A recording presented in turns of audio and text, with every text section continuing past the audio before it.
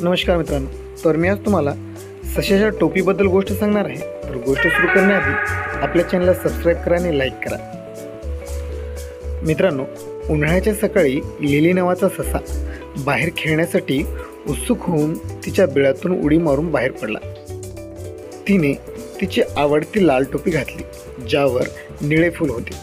मी हे संपूर्ण दिवस घालीन, ती आनंदाने म्हणाली आणि फुले वेचण्यासाठी आणि फुलपाखरांचा पाठलाग करण्यासाठी हरणाकडे निघाली.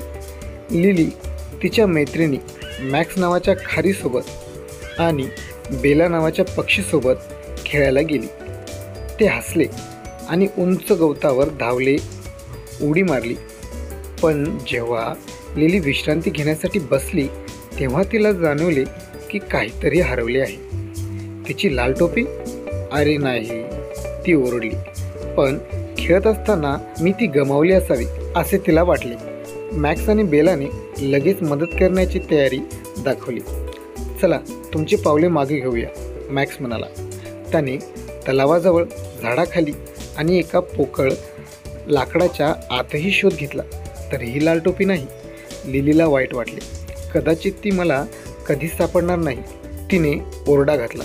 तेवढ्यात बेला आकाशात उंच उडून गेली आणि ओरडली, मला फुलाजवळ काहीतरी लाल दिसतंय.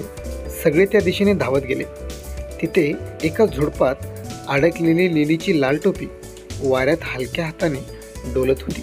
हुर्रे! लिलीने तिच्या मैत्रिणींना मिठी मारताना जयजयकार केला.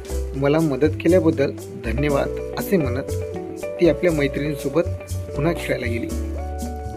मित्रांनो, ही कथा आपल्याला सांगते की मैत्री आणि एकमेकांना मदत करणे हे जीवनातील सर्वात महत्त्वाचे आहे.